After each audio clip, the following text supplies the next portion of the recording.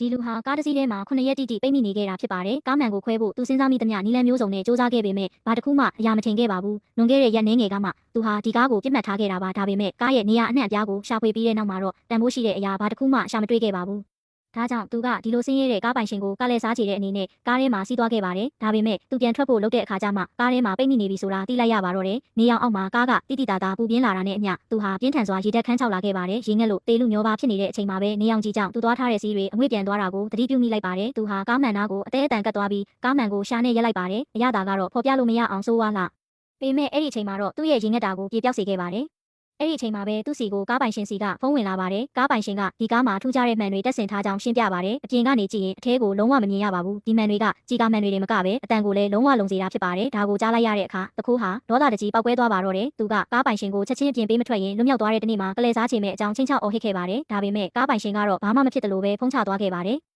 ရုတ်တရက်ကားရဲ့အေးယာကွန်းပွင့်လာပြီးလေအေးပေးဆက်ပေါက်တွေကနေအေးမြတဲ့လေတွေထွက်လာပါတယ်။သူဟာကားဘေးထိုင်ကုန်မှာငြိမ်ငြိမ်လေးထိုင်ပြီးအေးဓာတ်ကိုစိန်ခံနေခဲ့ပါတယ်။ဒါပေမဲ့မကြခင်မှာပဲပြဿနာတစ်ခုရှိနေမှန်းသူရိပ်မိလိုက်ပါတယ်။ပိုင်ရှင်ကအေးယာကွန်းကိုအေးဆုံးအဆင့်ထိတင်ထားခဲ့တာပါ။ကားထဲကအပူချိန်ဟာအလျင်မြန်ပဲကျဆင်းလာခဲ့ပါတယ်။အခြားရွေးချယ်စရာမရှိတော့တဲ့အတွက်သူဟာသူ့ရဲ့ဒဏ်ရာမှာပတ်ထားတဲ့အဝတ်စအုပ်ဖြတ်ပြီးအေးဒဏ်ခံနိုင်အောင်ကိုမပတ်ထားလိုက်ရပါတယ်။ဒါပေမဲ့အခုအချိန်မှာတော့ကားထဲကအပူချက်အိမ်ဟာ Fahrenheit 4 degree 4 Celsius အထိကျဆင်းသွားခဲ့ပါပြီ။သူဟာသတင်းစာတွေကိုစုပ်ဖြဲပြီးလေအေးပေးဆက်ပေါက်တွေထဲကိုလိုက်ပိတ်ခဲ့ပေမဲ့လည်းအလကားပါပဲ။သူအေးခဲပြီးတေးလူနီးပါးဖြစ်နေတဲ့အချိန်မှာပဲကားပိုင်ရှင်ကအေးယာကွန်းကိုပိတ်ပြီးသူ့စီဖုန်းပြန်ဆက်ပါတယ်ပြင်းထန်တဲ့ရေငက်တံကိုခံစားနေရတဲ့တခိုးဟာပိုင်ရှင်ကိုရေတငုံလောက်ပဲဖြစ်ဖြစ်ပေးဖို့တောင်းပန်ခဲ့ပေမဲ့ကားပိုင်ရှင်ကသူ့ကိုတဖန်ပြန်လစ်လျူရှုပြီးဖုန်းထက်ချသွားခဲ့ပြန်ပါတယ်သူလုံးဝကိုစိတ်ပြတ်အားငယ်သွားပါတော့တယ်အကယ်၍မကြခင်ရေမရရင်သူဟာဒီနေရာမှာတင်ရေငက်ပြီးတေးရတော့မှာပါ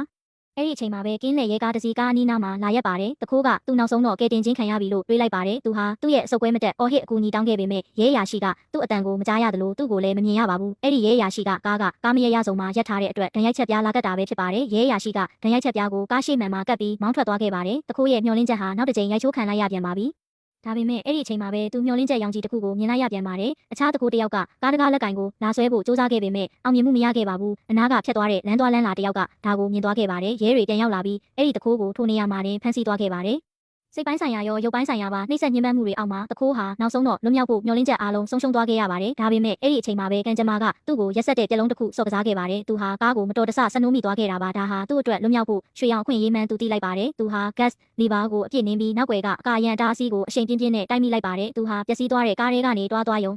ထွက်လာပြီးစားတောက်ဆိုင်တစ်ဆိုင်ထဲကိုခြေတော့နဲ့ဝင်သွားကအစားအစာအချို့ကိုယူပြီးစားပါတော့တယ်။လုံခြုံရေးဝန်ထမ်းတစ်ယောက်လမ်းလျှောက်လာပြီးသူ့ကိုပတ်စံရှင်းဖို့တောင်းဆိုပေမဲ့သူကတော့လစ်လျူရှုထားခဲ့ပါတယ်။ဒါပေမဲ့ဒါတွေအားလုံးဟာအိမ်မက်တစ်ခုသာဖြစ်နေခဲ့တာပါ။တစ်ခုခုကိုရရှိပြီးမှပြန်လည်ဆုံးရှုံးလိုက်ရတဲ့ခံစားချက်ကသူ့ကိုလုံးဝအုံစိတ်ပြတ်အားငယ်မှုတွေကိုတွန်းပို့လိုက်ပါတယ်။အတိအကျဆိုရရင်အဲ့ဒီအချိန်မှာပဲ